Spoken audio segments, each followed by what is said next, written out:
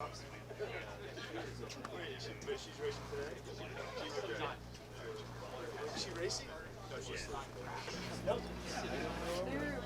They're not down.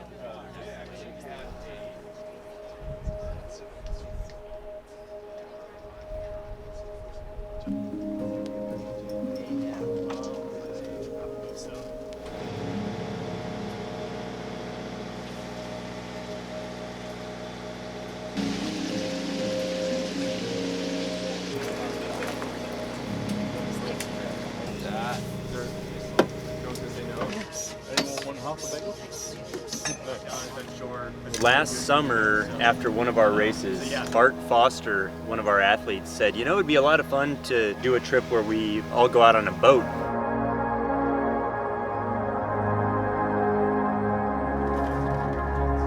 We put together a group of Odyssey people and friends and some family, and Precision Hydration is involved, and they've come along, and it's been a lot of fun. Okay. Woo! Nice. Nice. Oh, no. Hanging out in the boat, get to know everybody, sailing over here, and it's kind of like our own little home base. We're essentially boat camping. It's a little bit rustic, but it kind of adds to the adventure and to the experience. That is awesome. I'm glad I went with the biggest size.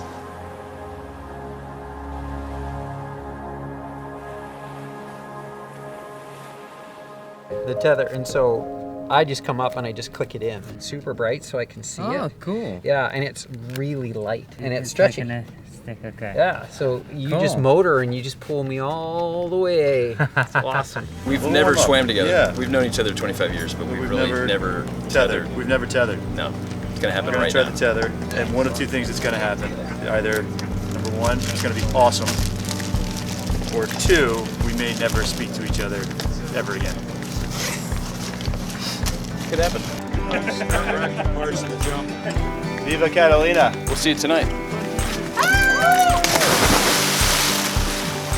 Woo! Woohoo! Yeah! That's an encouraging sign. Woo!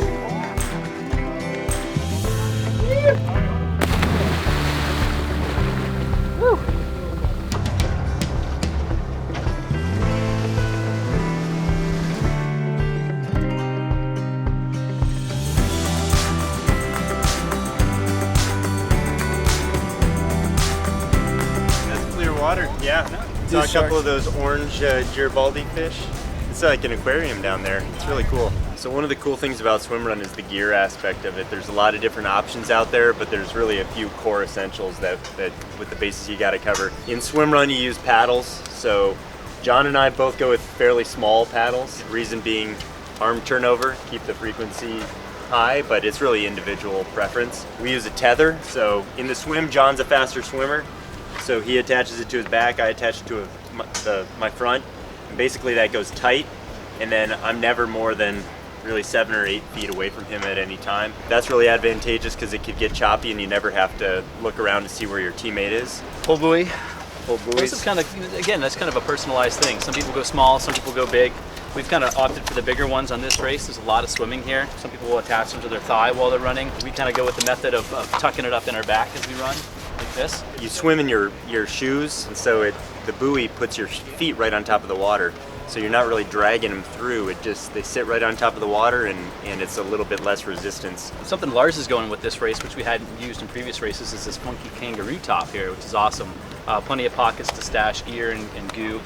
This particular wetsuit doesn't have any pockets on it, so as far as carrying the required equipment and extra nutrition, cups, flasks, things like that, this kind of comes in handy to stuff all those things in there. And what the Arc wetsuit does have is really lightweight bottoms, which you can see the hills behind us in Catalina. It's a very hilly course, and so the really thin Lycra short bottoms will help on the run legs. And then the only other thing is probably the shoes. And we go with these Hoka Ona Ona Jaws shoes. It's essentially just a very lightweight trail shoe. Yeah. And it drains water really well, and just fantastic shoes. So we're at noon right now. We figured we'd pop into one of the cafes here in Catalina and get some grub. We got some time to enjoy the sunshine here and stay off the legs and enjoy one another. Here we go. That's kind of where I started. Rad. Yeah. And you said it was pretty chilly over there? Even at that race start? Yeah. So tomorrow is 38-kilometer race.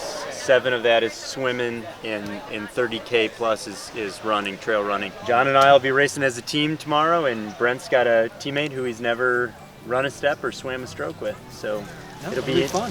And now we're bringing a boat in with all our food for tonight. So we're going to be having dinner out on shore. Oh, this feels like special operations stuff right here. So we're going to be wading into the water and ushering them in.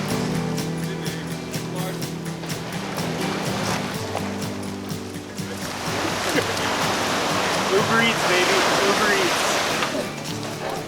I have a favorite.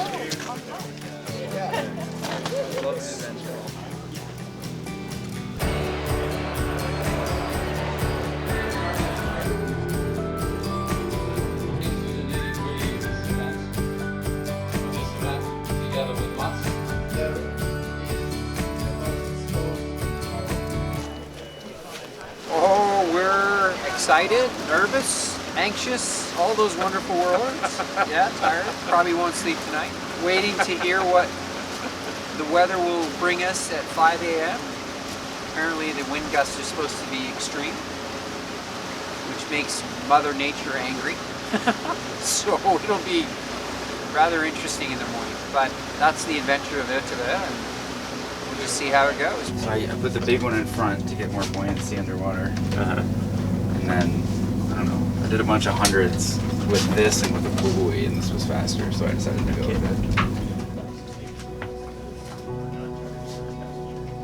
There's long, look, there's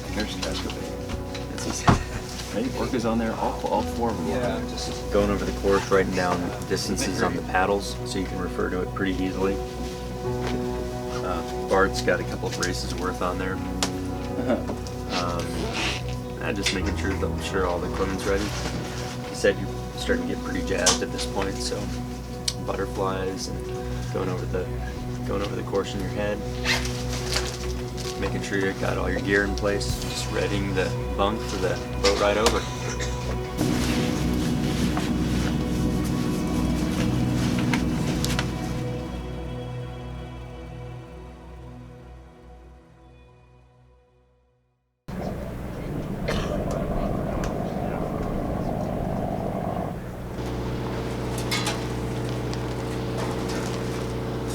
Oh, it's just cherry. So yeah, we do a swim that gets into 4th of July.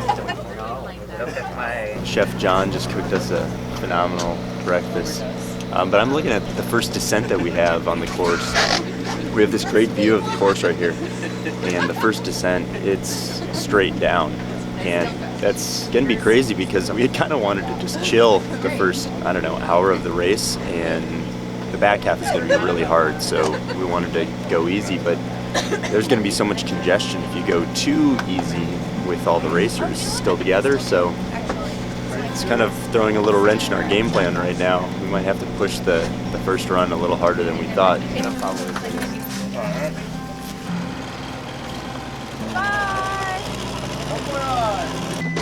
Good luck, everybody. Thank you. I'm still sticking with my humor and cap and stuff.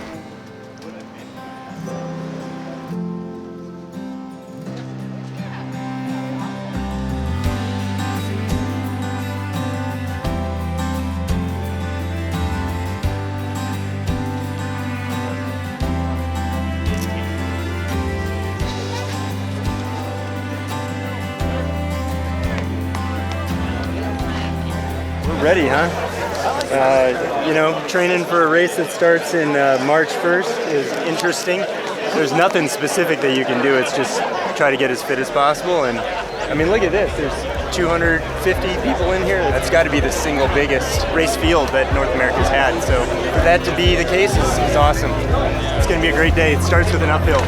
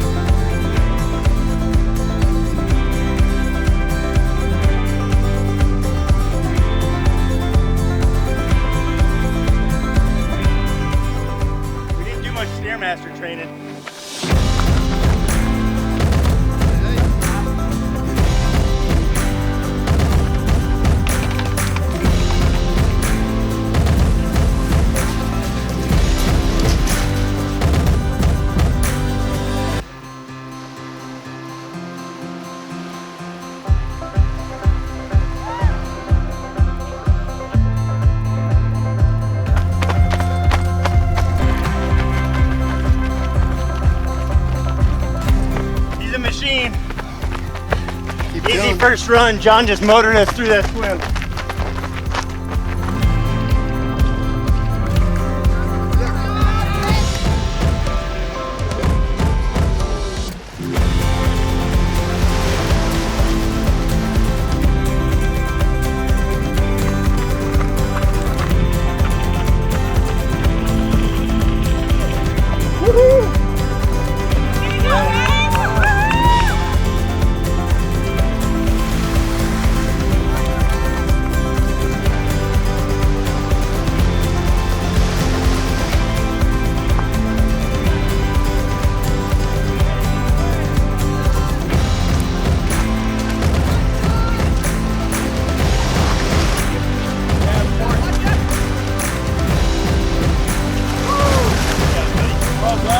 John, you gotta look good for the camera. Yeah. John just kicked ass on that last swim, but he's cramping big. Yep. His quads are trash. But he's in the water, man. He's a great white shark. Keep pushing. Yeah. Push in with your quads, or with your hands. Did they lock up right at the end? Yeah. They were tight the whole time. That's what's happened every swim, like Casco Bay, every year. Oh, we're like two geriatrics. Not two, one. What are you talking about? Dude, nice and spry. You kidding me? My knees and back are shot too. Two more runs.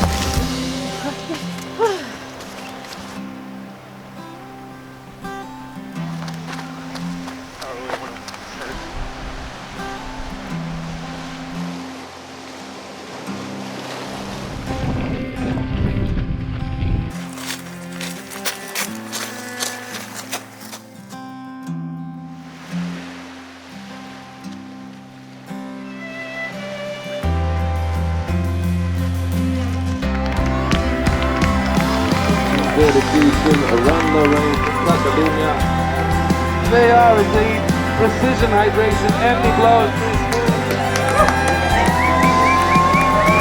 And they have just finished the first ever Catalina SwimRun race. Massive congrats. As well, South Brevet Ocean Rescue, Steve and Bart. Congratulations, lads. Truly gives me a back of life. We made it.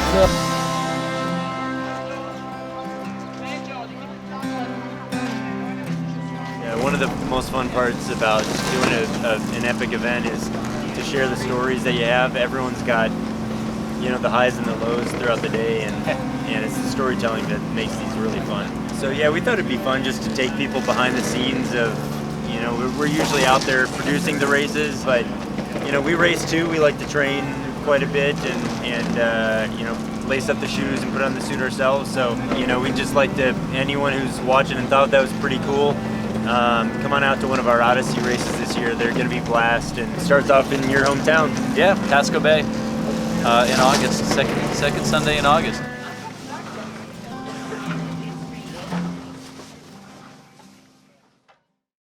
So the idea maybe is just kind of what are you feeling, any emotion that comes up, and you know, what are you taking away from this kind of 3-day adventure? Well, for me, I think for Part 2, my teammate, it was just an epic physical test yesterday, and having the chance to spend time with other like-minded people who are just can do. I just sort of soaked that in, and it's just been a delight to be around all of you.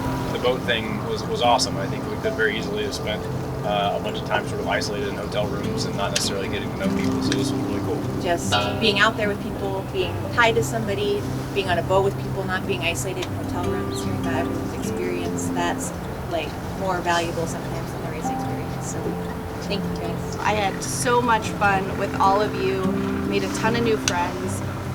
The boat's been fantastic. But watching you guys yesterday, it was so much fun to cheer you guys on, and you have motivated me to start training for the next one. It was a lot of fun. So thank you guys. We're so thankful that you guys didn't ask questions about what was going on leading in, because we had no clue. We knew we were up for an adventure, and we're just so glad that so many of you guys were as well. I was so proud seeing everyone cramps and all stumbling down that beach at the finish line where our cabanas were that we had.